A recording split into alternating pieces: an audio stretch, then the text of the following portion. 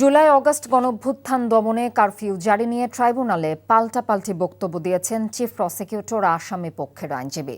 সাবেক আইনমন্ত্রী অ্যাডভোকেট আনিসুল হক এবং সালমান এফ রহমানের মানবতাবিরোধী অপরাধের মামলায় অভিযোগ গঠনের শুনানিতে তারা পরস্পর বিরোধী মত দিয়েছেন। আগামী 12 জানুয়ারি এই মামলার অভিযোগ গঠনের জন্য দিন ধার্য করে ট্রাইব্যুনাল 1। হাসান জাবেদের রিপোর্ট।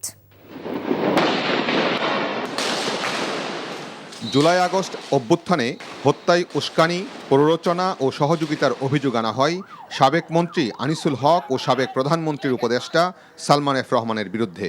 গত 4 ডিসেম্বর সেই অভিযোগ আমলেও নেয় বিচারপতি গোলাম মর্তুজা মজুমদারের নেতৃত্বাধীন 3 সদস্যের ট্রাইব্যুনাল। অভিযোগে বলা হয় সালমান এফ রহমান, আনিসুল হক এবং জুনায়েদ আহমেদ পলকের সাথে ফোনালাপে ইন্টারনেট বন্ধ রাখার এবং কারফিউ দেওয়ার নির্দেশ দেন।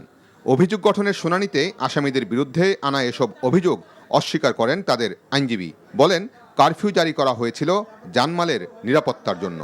কারফিউ দেওয়ার মূল উদ্দেশ্য হলো যারা আন্দোলন করছে, ঘরের বাইরে বেরিয়ে এসছে, তাদেরকে ঘরে ফিরে যাওয়ার জন্য আহ্বান করা। সেই ক্ষেত্রে আমি বলছি যে বর্তমান সরকার আমলেও গোপালগঞ্জে একটা ইনসিডেন্ট হয়েছিল, সেইখানে কিন্তু সরকার কারফিউ জারি করেছিলেন।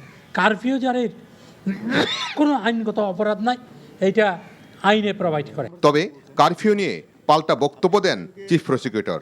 তিনি বলেন, 1400 মানুষকে হত্যা করা হয়েছে কিনা আসামি পক্ষের এমন প্রশ্নের চেয়ে বড় বিষয় হচ্ছে মানবতা বিরোধী অপরাধ হয়েছে কিনা, আর আসামিরা এসব অপরাধ করেছেন কিনা। জুলাই আগস্টের এই মুক্তিকামী মানুষের মুক্তির সংগ্রাম, সেইটাকে দমন করার জন্য কারফিউ ব্যবহার করা হয়েছিল।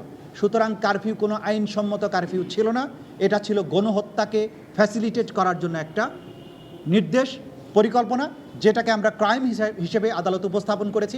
আসামিদের বিরুদ্ধে আনা অপরাধের সত্যতা রয়েছে দাবি করে তাদের বিরুদ্ধে অভিযোগ গঠনের আর্জি জানায় প্রসিকিউশন।